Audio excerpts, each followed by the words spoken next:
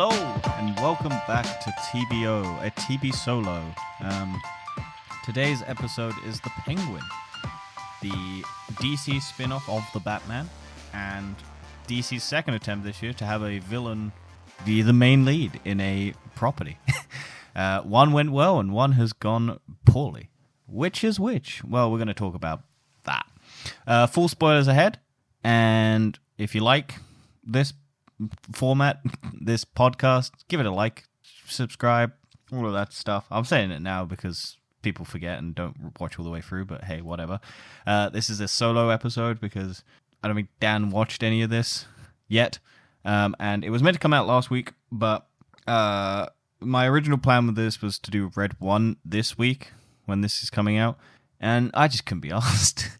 That movie looked atrocious, and it's not doing well, so I'm glad I decided to do this. So I also had to delay it because I was like, I'm going away over the weekend that normally things would happen. So yeah, other than that, we're going to talk about it and why this show works so well, because it is pretty great. This is a very well done TV show. You get that sense of, I think the reason why people like this show is because it does a villain well. And by that, I mean, there's sympathetic villains, there's just horrendous monsters of villains. And this show essentially does both. It gives you that sympathetic villain, but it is not your main lead, which is the Penguin. The Penguin is sympathetic, but is always doing things that are villainous and don't redeem why he does them. And I think a lot of media kind of gets the sympathetic villain confused with people just want a villain to hate. And you can make a good villain that you understand and you get where it's coming from, but ultimately they're meant to be the villain. You're not meant to like them.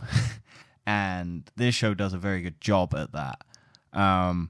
Because I think for some examples that are like Agatha All Along at the moment, came out and is basically Marvel's villain story because she was the villain in semi-quote villain in WandaVision.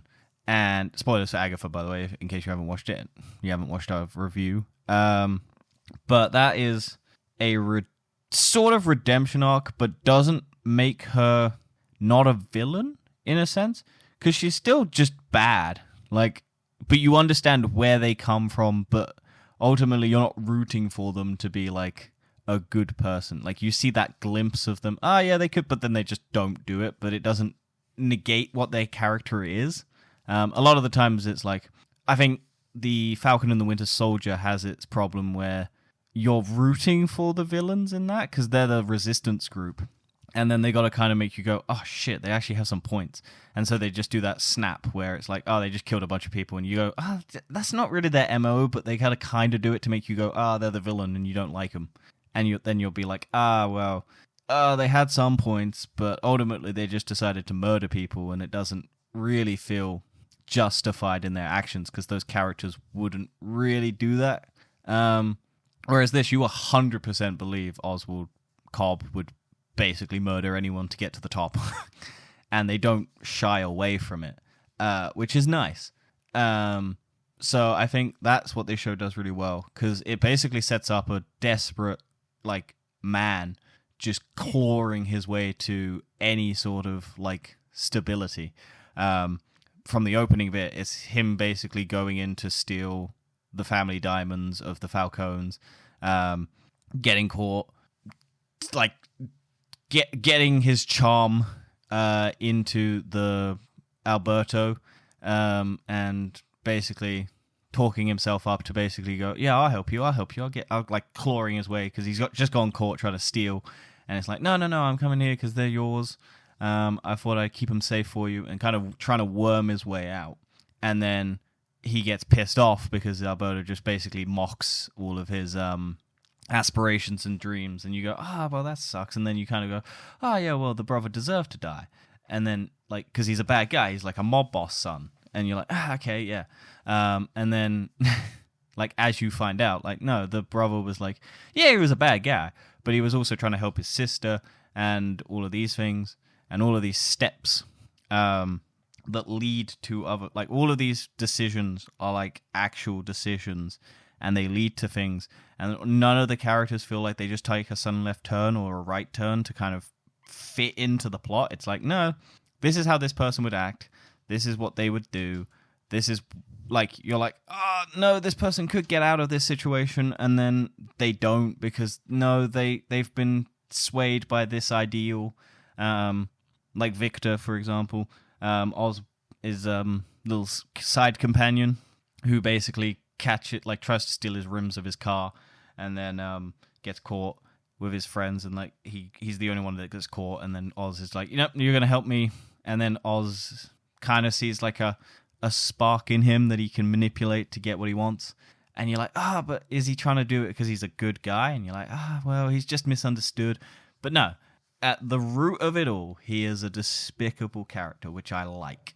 A lot of the time it's like, yeah, you have these sympathetic villains. I think Disney tries to do it a lot, because I don't think they can just have a outright bad guy. And I think there's a difference between having an understanded bad guy and like a sympathetic bad guy.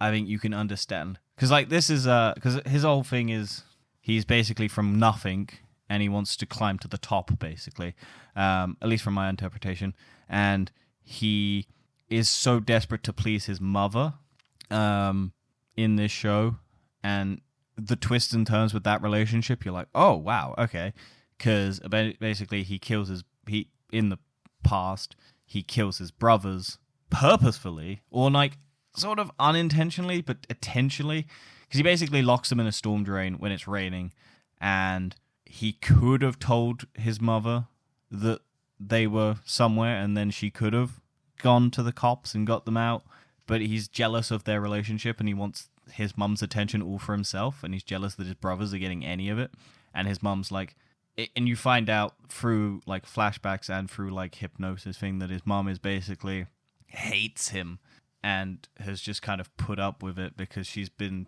kind of led on this, like, if he gets me to the top, he's proved himself as like, he's justified in it, but he's never gotten to the top, so his mum still hates him. I think that was their relationship. Very interesting. And ultimately, the relationships are what build this show in terms of like, because it's not super heavy on the action. There's a couple fight scenes. There's a kind of like, there's no real fantastical element of like a Batman that you'd be like, there's no like grapple hooks. There's no like fancy technology. It's just people with guns doing criminal shit. There's some drugs that make you hallucinate a bit, like for a good time, the bliss as it is. And so it's just basically grounded. So it's wholly reliant on the dynamics of the characters and their interactions and whether or not they feel real. Because you can have some fantastical element in it if you wanted to. You could have like him having a umbrella with a gun in it, or a helicopter, or whatever the other comics and stuff and the other media has done. But would it feel out of place in a show like this? And it would. But it does such a good job of telling its story that you're like, okay, I don't need all of this fantastical element. I don't need a man in a bat suit to come in and try and stop everything. Because you're like, oh, where is Batman in this? For like the first episode. And then the story itself is so contained. And so, like, I think Batman wouldn't be... I think at least Robert Pattinson's Batman wouldn't really care that much if the crime families are killing themselves. I think he wouldn't like the killing aspect, but if they're dismantling themselves from the inside, I think Batman would probably be like, okay, I might step in eventually, but I have other things to deal with, I imagine at this point. I gotta be edgy and moody. So I did have that thought of where is Batman in this show for like maybe the first and maybe the end, because I'm like, okay, I think it was mainly when that big explosion happened underground, and I'm like, okay, Batman would probably have come in at this point, but ultimately the finale is very good as well, and it kind of goes, okay, yeah, no, we've got this. We don't need Batman. We'll put the little bat sign at the end just to remind you that it's the Batman universe. But we have built this character to be basically a contender. Because in the first Batman movie, he's kind of the laughing stock again. And this is now him being like, no, I've gotten to the top. I am now a threat to Batman if I wanted to be. Whereas before, he's kind of like the joke. He gets tied up and he kind of jokes and he's like, twaddle. And he has that cool chase sequence. But like, I could imagine this version of the Penguin with the army, with the people on his side going up against Batman, because they do a good job of whether or not he believes that he is a person of the people, but the people do. He is good at getting the people on his side. Like all of his interactions are basically him trying to worm his way out of one person's bad books to get them to at least not kill him, and then give him a chance to fuck someone else over, and then all of those dominoes keep tipping, and it's just him trying to set more dominoes up so the road keeps going, basically. Every plan he does kind of falls apart, and towards the end he gets a bit smarter, like his plan to get, because he basically gets the DA on side, or the guy in the parliament, or the guy in the office, or the district, or whatever it is, to basically get the power back to that area that he's living in at the time, and no one else has done that ground point where like the big explosion happened and all the houses flooded and everything. So yeah, I think that ultimately is a good interaction, like way of doing it. I don't know where I went, that trailed off. But yeah, okay, let's talk about Sophia Falcone, the main, I guess, you kind of protagonist of this, because Oswald Cobb is your antagonist. He is your villain. He is the one who is on the, like, I think there's a big disconnect between, I think, a lot of people who watch TV at the moment, where just because someone is the main character does not mean that they are the hero that you should be rooting for. Like, I think a lot of people mistake, like, Breaking Bad as, like, he's a good guy. No, he's meant to be the worst man. Like, you just see him descend into that. And he might have some moments of redemption, but ultimately he is a bad person. I don't know. That's just from my understanding of what that show is. I haven't watched it, so, again, I might be misinterpreting it. But, like, I think a lot of people, when they watch something with the person as the main lead, they go, oh, yeah, I'm meant to like this person. Whereas a lot of the time, I think that's the case in a lot of things. But I think when you do a show like this, you don't want Oz to be a good guy. You want that villain. He's the main villain of Batman. You want a villain that when Batman comes and punches him in the face, you go, yes. That is your ultimate goal. You want to build someone up to be that. And I think that's why the Joker 2 failed, is because I think a lot of people's expectations were the first movie built up the Joker to be this guy. You might sympathize with him, but ultimately he's going to become this horrendous criminal mastermind and all of that. And the second movie basically strips all that away and makes you go, oh, well, he's just a pathetic waste of space and he died pointlessly. Spoilers. But no one watched that movie. So I think that's why people didn't resonate with that. Whereas I think if it wasn't the Joker, people might have been a bit more open to that idea of this person who's basically been beaten down by the system, has just had this shit show, and then does realize his wrongs, and then does die in an ultimately meaningless way. Could have been interesting, but I just think attaching the name Joker to it really fucked them over in that story. I don't think it would have been as nearly as successful in the first one, but I think the second one might have done a bit better if it wasn't a Joker story. But that's ultimately the problem, because you want a villain that when Batman punches him in the face, you go, yes, as I said before. And I don't think people would have been happy with Batman punching that Joker in the face. Maybe the guy who cuts himself in the face to become Jared Leto, not Jared Leto, no, too many Jokers, man.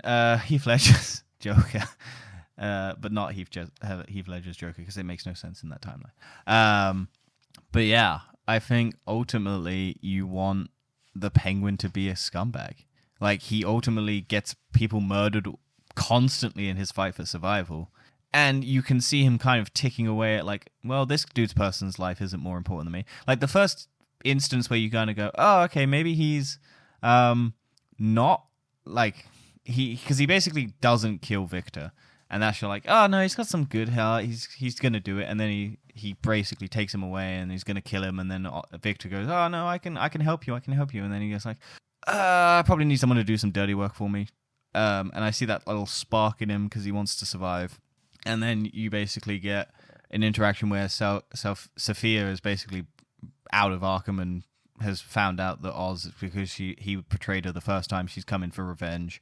And then gets captured, and then it's basically like, oh, okay. Who did that? You killed my brother, right? And she's got this, one of the other guys who was there to try and steal his rims. And she basically just cold clocks him in the head with a bullet because Oz is just like, yeah, no, I didn't do it. I didn't do anything. And she's like, well, I know you're lying, but if you really don't care, then I'll just shoot this guy. And this is the point where you think Sophia is the main antagonist of this show. But ultimately, I like the reveals of this show because you get a lot. Like, you get, like, it recontextualizes the whole show when you go and rewatch it because you're like, oh. Because Sophia basically is, I think in the 5th episode, I think it is. 4th episode. It's the flashback for Sophia because after, like, this whole time you think she's murdered a whole bunch of girls, hung them up and killed them, and that's why she got sent to Arkham, and she's basically insane. And then in flashbacks you basically go, oh no, her dad basically threw her under the bus because she was talking to a reporter just because the reporter spoke to her. And she accidentally kind of found out that her mum died because her dad, Carmine, killed her because she was probably trying to take the kids away because she didn't like what her dad was becoming. And then she got basically sent to Arkham because the dad pinned it all on her. And like corruption and all of this, and like how it basically she gets sent to Arkham and basically gets tortured whilst in there. And she basically finds one doctor who kind of has sympathy for her, but continues to still torture her, basically. Because he's like, oh, well, I'm being paid. I might feel bad about it, but hey, money's money. And then he kind of gets out afterwards and kind of tries to help her. So their relationship's weird. They're also fucking, so that's also not good. Or at least he's getting BDSM'd by her. But... so yeah, I think that and then she basically has a breakdown and murders her, like, the person who lives, like, because she thinks that her cellmate or like the person next door to her has been leaking information, and she probably was. And then you basically find out that she then kills all of the rest of the family of the Falcones because basically everyone turned on her because her dad basically said, yeah, if you don't, I'll kill you probably as well. And no one tried to help her except for her brother, and that's why you have, like, she has such a fucking visceral reaction to when her brother dies, because her brother is the only one who tried to help her, like, get out of prison, and everyone else just basically turned their back on her and knew that she wasn't crazy, but because the dad said she was crazy, and if they spoke up against it, then they'd probably be dead. They just kind of sat, and she basically was betrayed by everyone. And you're like, oh, wow. And then you kind of feel just like her justification for killing everyone in the family and basically just trying to kill Oz because he was the one who basically caused all this because he was trying to climb up the ladder. And their interaction before the flashback, where it's in the 3rd episode, where they're basically like, yeah, a guy like me trying to get all of this, he doesn't regret it. And she's like, ugh. Because it's basically like the scrappy world that he is in, he has to do this. And you're like, oh, okay, I kind of get it. And then you kind of realize, no, he's just doing it because he wanted to get to the top. I think there's like, he does have some thing, but I also don't think he like truly cares. Like, he wants people to like him so bad, but ultimately he just can't empathize with people. I think he's just like, well, this person likes me, so I'm going to keep them around. And then he realizes, oh no, this person's a weakness to me, so I have to get rid of them. Because ultimately the reveal for the mum is that the mum knew that he killed his brothers all along, and she's despised him throughout their entire like adult and young life. And you're like, oh, okay. And the only reason he's alive now is because he managed to talk her into basically going, I will get you the world. And she kind of went, I can't do it, maybe, but I'll still hate you. And like it completely breaks their relationship. But he's so hell-bent on thinking that it's Sophia's fault that he won't accept that, oh yeah, the mum doesn't like him. He basically goes, oh well, it's just her lying to you. It's all just her. It's not him. He didn't do anything wrong. He didn't kill his brothers. I don't think he generally believes he killed his brothers. I think he does know he killed them, but I think he's talked himself and tricked himself so much that he doesn't believe that it's a wrong thing to do, which again makes him a good villain. And ultimately you're like, oh wow, yeah. And then I think because there's such a like the the mum-son relationship between them is so interesting when you peel it back and you get through all these layers and stuff like that. Kind of like an onion, like Shrek. God, I hate Shrek for making like layers and onions fucking like a thing. But it's I lost my train of thought. It's that I feel like he wants to fuck his mom because there's such a weird like he wants to be the man of the house sort of vibe, and he wants to be the only person in her life. And there's like moments where he's like trying to cuddle up to her in bed, and he's like trying to be like I'm the man. I'm gonna help. I'm gonna do this for you. I'm gonna get all of this.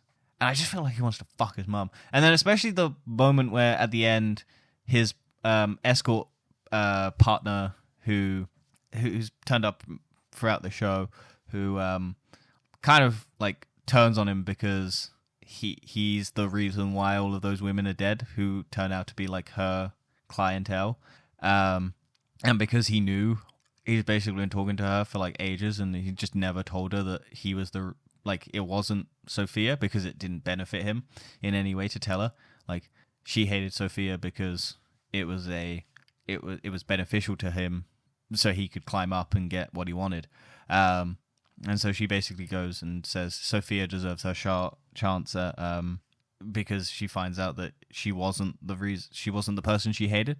And like at the end, she's with Oz, and I'm like, oh, why is she with Oz? And then it's probably because Oz is like terrifying. She was hoping that Oz would die and she wouldn't have to deal with him, because their relationship isn't like anything other than transactional.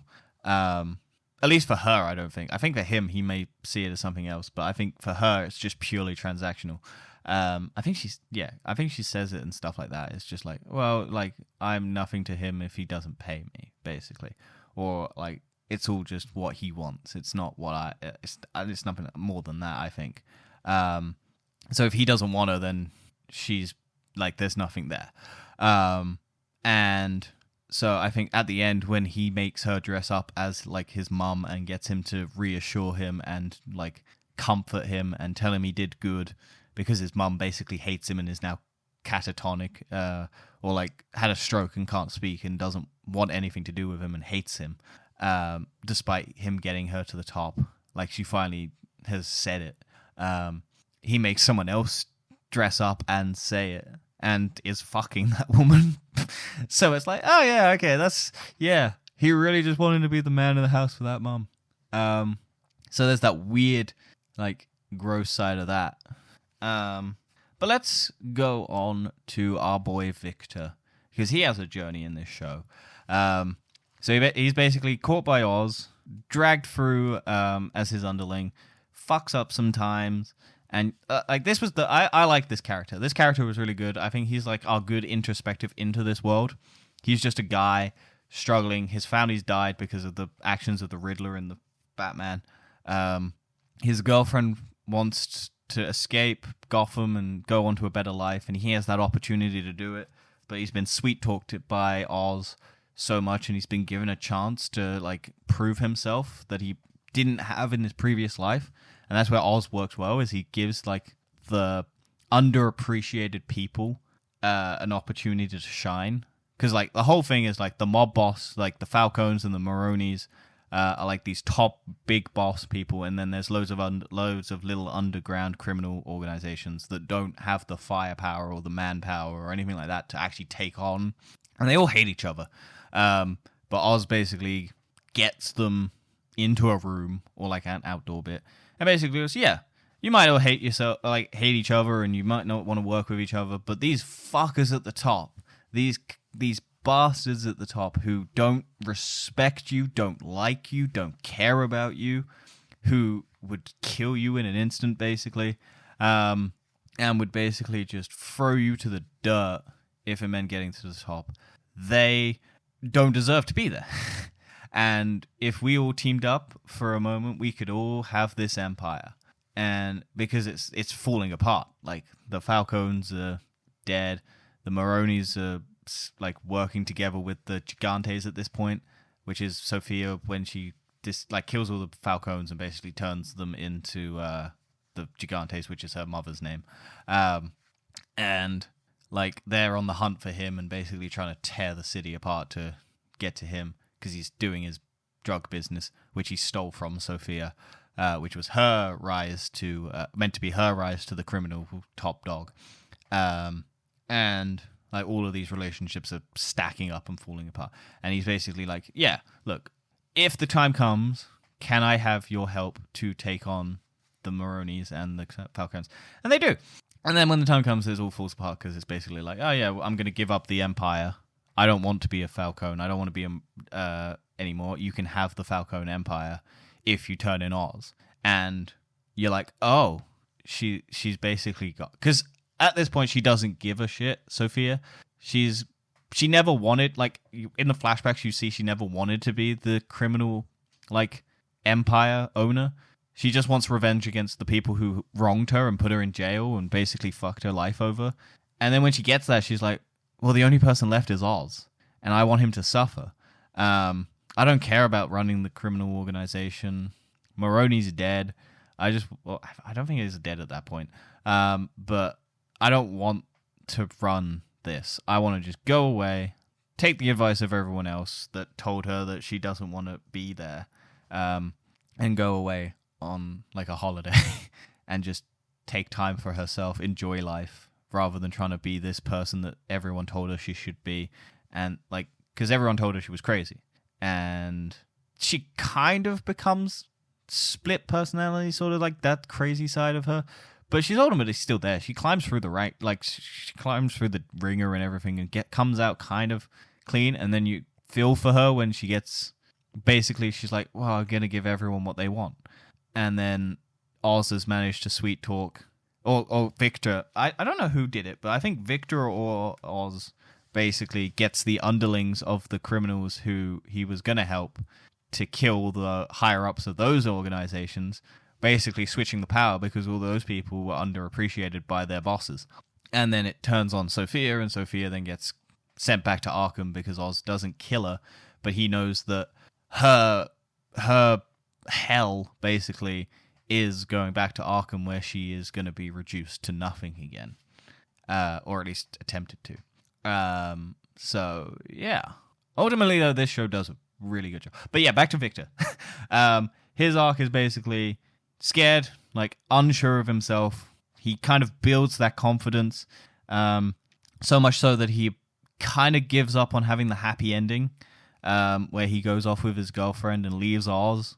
And, like, Victor is the reason Oz is still alive in most instances, because he basically saves Oz in that, like, gang thing, because he basically crushes the car into the guy and basically gets Oz out of there. You then get Victor stopping him from being killed, because he basically talks to all the mob bosses, like, underlings. I guess it's Victor. I don't know. But you get loads of times where Victor is the reason why Oz is still around basically, and then like he helps out his mom. He looks after his mom all the time. He might fuck up a bunch, but like Oz goes, I gotta give you like there's like he still keeps him around. And then I think as their relationship builds as like a close friendship, sort of like like mentor mentee sort of thing. Once the events of like Sophia proving that his mum doesn't love him, I think that snaps in him, and it's like family can betray. Like if family is betrayed, the whole thing is about family, like betraying and like the bonds that you make and how like trust should be like you shouldn't betray family. And so as soon as Victor becomes like says the words "we're like family," Oz goes, fuck. I gotta kill. Like it's so nonchalant as well, because it's just like, well, like you're a weakness now, and I can't have weakness. I need to strip out all weakness because I can't care about people. Because I've seen what it does. It's my mum basically was used as leverage against me, and now because of those other people, she hates me. It wasn't because of all the things I did. It was because these other people made her hate me. I think in his mind, and so he basically strangles Victor and then just kind of takes his money, throws his ID away, so no one, like, he can't be identified easily, and he's just a nobody in Gotham who died, essentially. Like that's how he treats a guy who basically got him to the top. He got him basically like, because Oz is basically about to give up after being like stabbed and fucking having his mum hate him and all of this, and like having to rescue his mum and get her out of there and put her in a hospital, but she hates him. And he's like, I don't want to fucking do this anymore. And Victor's like, no, you gave the voices to the little people. You gave them like hope. You gave them like jobs. You got power back to the ground point. You did this. And like, that's what he gets as a thanks. It's just dead. And it's like, damn, I like Victor. Because I think Victor and Sophia are like the tragic like characters of this, and the mom as well. I think everyone is like a victim of Oz, is basically that. Because like Maroni is a victim of like the Carmine, like all of that. It's a good thing because like all the actions of one person do cause all of the correlation between everyone else. Like all of his little fucking scheming, all of his like fucking people over, all come back to bite him in the ass, and he just manages to wiggle his way out every time. And you're like, fuck.